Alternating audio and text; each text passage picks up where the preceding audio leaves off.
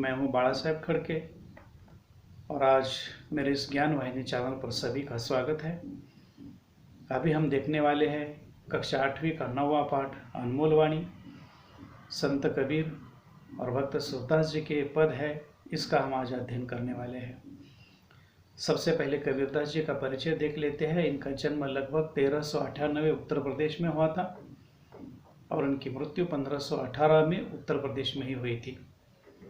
ये भक्तिकालीन काव्यधारा के प्रमुख संत कवि थे। इन्होंने साखी, सबद और रामायणी लिखे हुए हैं और तीनों का संग्रह बीजक नामक ग्रंथ में किया गया है।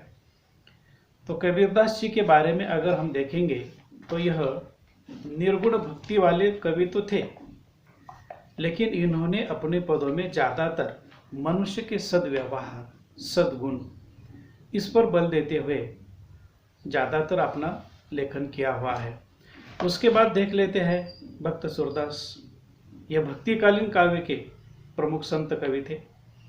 इनका जन्म लगभग 1478 आगरा उत्तर प्रदेश में हुआ था और इनकी मृत्यु 1563 से 1591 के बीच हुई थी। सूरदास जी के पद वात्सल्य भाव को जगाने वाले हैं और यह कृष्ण भक्ति धारा के प्रमुख कवि थे।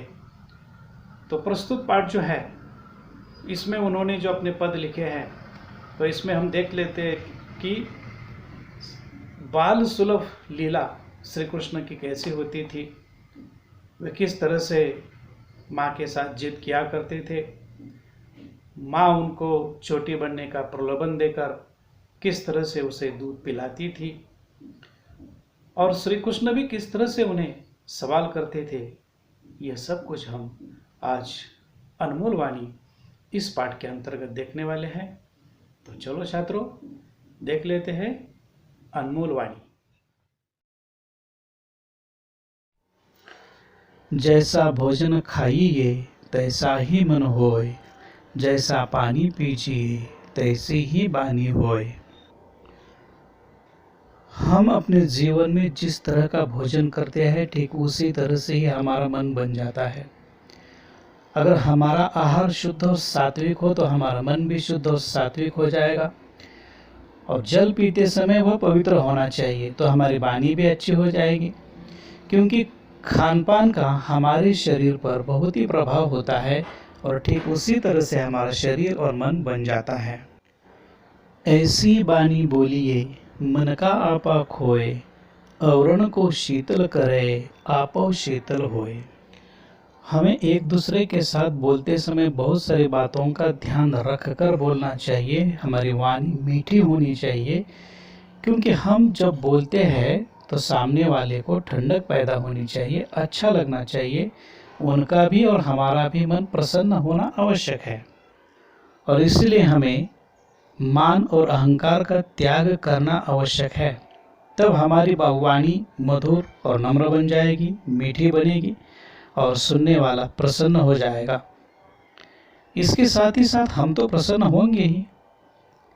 मीठी बोली हर सभी को अच्छी लगती है, हर सभी को सुख पहुंचाती है, हर किसी के दिल में आनंद पैदा करती है और इसीलिए हमें बोलते समय सोच समझकर बोलना चाहिए और मीठी वाणी में बात करनी चाहिए, ताकि सामने वाला भी प्रसन्न हो और बोलने वाला भी प्रसन्न हो।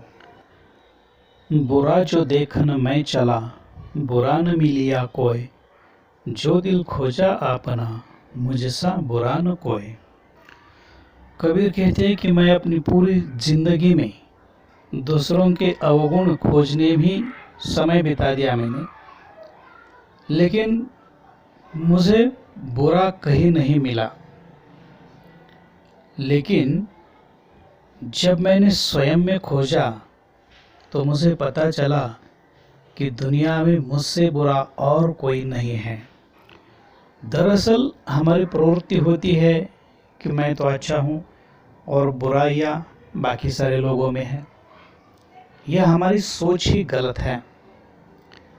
हमें सोचना चाहिए, देखना चाहिए कि सामने वाला भी कैसा हो, उसमें भी अच्छे गुण हैं, लेकिन हमारी सोच ही खराब होने के कारण ऐसा होता है। इसलिए जब हम अपनी सोच बदल देंगे और हमारे अंदर झांक कर देंगे तो हमें भी कुछ कमियां दिखाई देगी।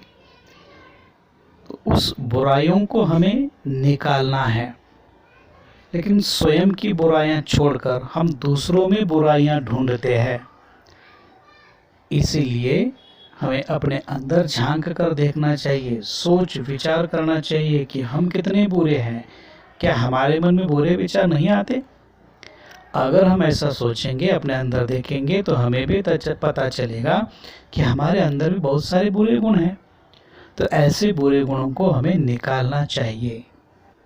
और अब आगे देख लेते हैं भक्त सूरदास जी के पद, जो कि बालक श्री कृष्ण से संबंधित बाल सुलभ वाणी में पूछे गए सवाल है।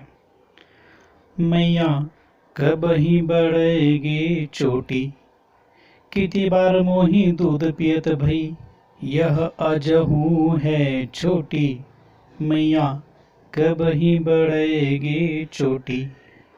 बालक श्री कृष्ण अपनी माता यशोदा से बाल सुलभ वाणी में पूछते हैं कि माँ, कब मेरी चोटी बढ़ने वाली है? चोटी का मतलब बेनी।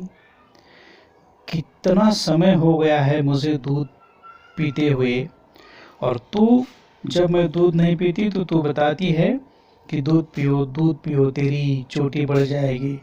तो कितना समय हो गया है दूध पीते, लेकिन आज तक अभी तक मेरी चोटी नहीं बढ़ी हुई है। तू जो कहती बल की बेनी जाऊं, हवे है लांबी मोटी, मैया कब ही बढ़ेगी चोटी। और तू मुझे हमेशा यह कहती है कि तेरा भाई बलभद्र की चोटी कितनी बड़ी है, क्योंकि वह दूध पीता है। तो ऐसा कहकर तू मुझे हमेशा हर बार दूध पिलाती हो, तो मैं भी जब दूध पीऊँगा तो बलभद्र की तरह मेरी भी चोटी बढ़ जाएगी। ऐसा तो मुझे हमेशा कहती है, लेकिन मैंने आज तक मेरी चोटी मोटी बनी है ऐसा नहीं देखा है। कांचो दूध पियावत पची पची, देतन माखन रोटी, मैया कब ही बढ़ेगी चोटी। कांचो यानी कच्चा दूध। तो तुम मुझे कच्चा दूध कितनी बार देती हो? पची पची यानी बार बार। तो तुम हमेशा मुझे कच्चा दूध बार बार पिलाती हो, यह कहते हुए कि तेरी भी चोटी बढ़ जाएगी बलभद्र की तरह। और मैं दूध नहीं पीता इसलिए तो ऐसा करती हूँ।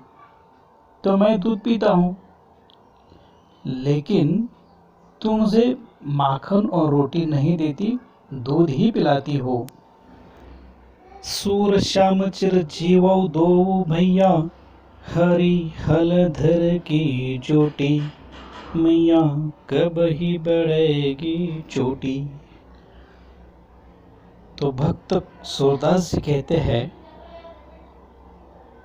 कि भगवान श्री कृष्ण और हल को धारण करने वाली बलभद्र, यह दोनों भाइयों की जोड़ी हमेशा चिरंजीवी रहे। श्याम का मतलब है श्री कृष्ण और हलधर का मतलब है हल को धारण करने वाले बलभद्र। तो हमें संत कबीर के दोहे में ज्ञान पर प्रकाश डाला हुआ दिखाई देता है, और भक्त सूरदास के दोहों में भक्ति की प्रधानता हमें दिखाई देती है। ज्ञान और भक्ति दोनों भी हमारे जीवन के लिए आवश्यक हैं, तभी हम जीवन में आगे बढ़ सकते हैं।